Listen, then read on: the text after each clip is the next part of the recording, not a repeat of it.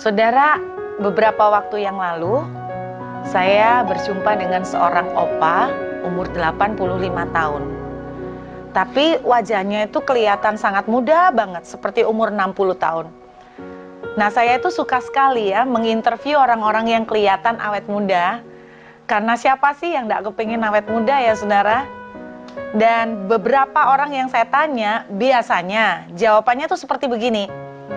Ya, kalau punya masalah, jangan dipikirin. Disigoing aja, dinikmatin, sukacita. Rata-rata jawabannya opa-opa, oma-oma tuh seperti itu.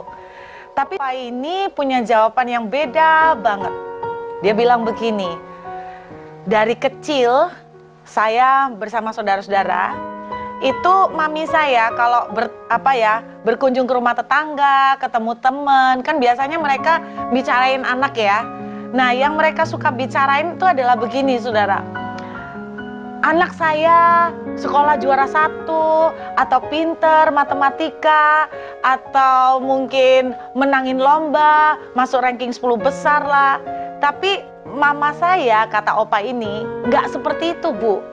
Mama saya itu waktu bicarain kami itu bilang begini, lihatan ya, nanti anak-anak saya mukanya awet semua, awet muda, panjang umur, kayak papanya. Saudara, saya sangat kaget sekali mendengar cerita ini.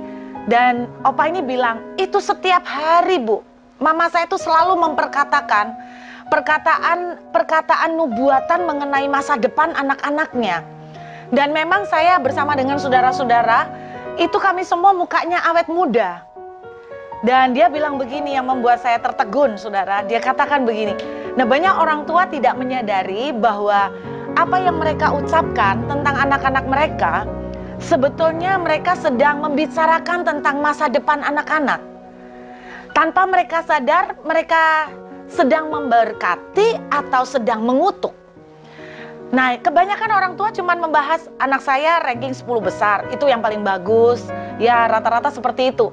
Tapi boleh dibilang jarang ada orang tua yang membicarakan tentang anak-anak mereka tuh mengenai masa depannya. Misalnya begini, anak saya besok akan jadi orang yang cinta Tuhan, akan jadi orang yang berhasil, akan menjadi orang-orang yang hormat sama orang tua. Itu tidak pernah, bahkan saya yakin kok sulit ya menemukan orang tua yang bisa ngomong seperti itu. Nah, akhirnya saya tanya, loh, opa berarti dibilang awet muda sama mama itu termasuk saudara-saudaranya opa? Iya, Bu. Berarti papa opa itu juga awet muda? Iya, benar. Umur berapa papanya opa waktu itu meninggal?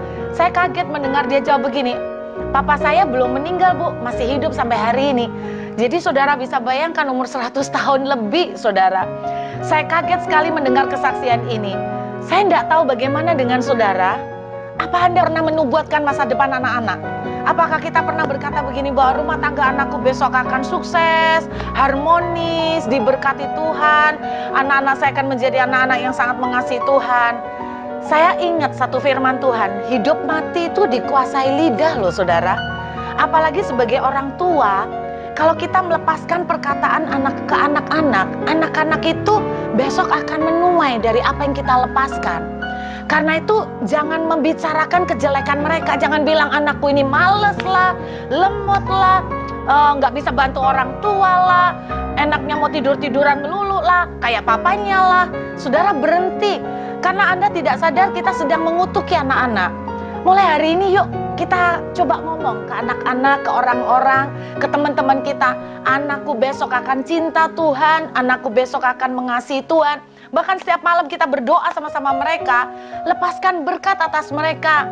Mintakan dari Tuhan bahwa mereka akan dipenuhi dengan hikmat. Bukan hanya berkat jasmani saudara, tapi terlebih rasa takut akan Tuhan.